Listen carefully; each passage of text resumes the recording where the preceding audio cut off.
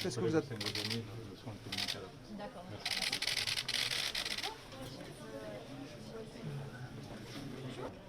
Juste, je pense, 2 secondes. Hop là. Ikea. Vas-y, tu me dis? Vas-y. Ok, c'est bon.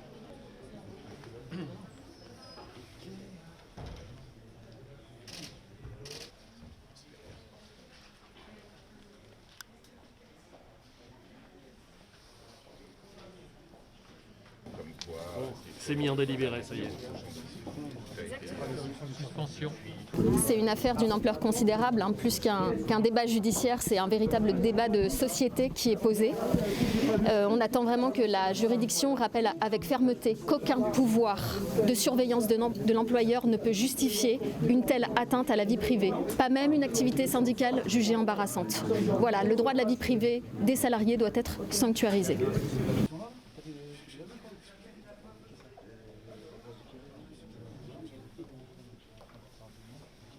Si vous voulez, alors la dangerosité de ce système, si vous voulez, c'est la dérive. Hein, c'est ce qui s'est passé pour moi. Donc moi, j'ai juste eu malheureusement un homonyme qui était braqueur de banque et la manière dont ces demandes de fichiers de casier judiciaire avaient été faites était déjà pour moi, c'est de l'amateurisme, hein, parce que quand vous demandez ce type d'information, vous mettez au moins la date de naissance de la personne.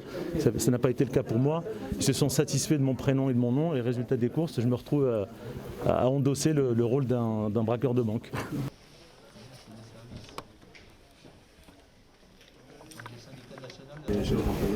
C'était leur casier judiciaire, leurs informations bancaires. Ils sont allés chercher très loin, voire même pour certains des opinions politiques. Voilà.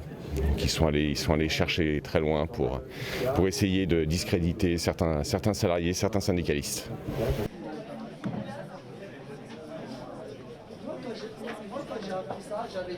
Attends,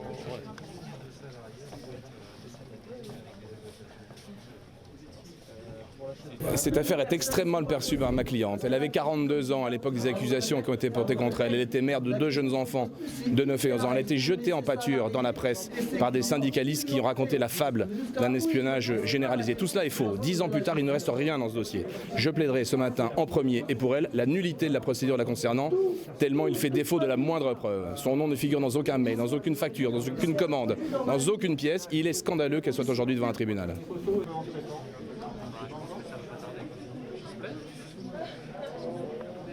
Je rappelle par exemple qu'il n'y a strictement aucune qualification pénale relative à un système d'espionnage.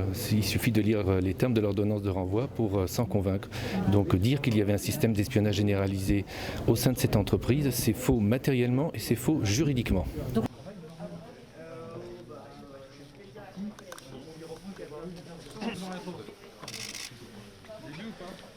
La salle D, vous me cherchez moi. Au bout là-bas. d'accord.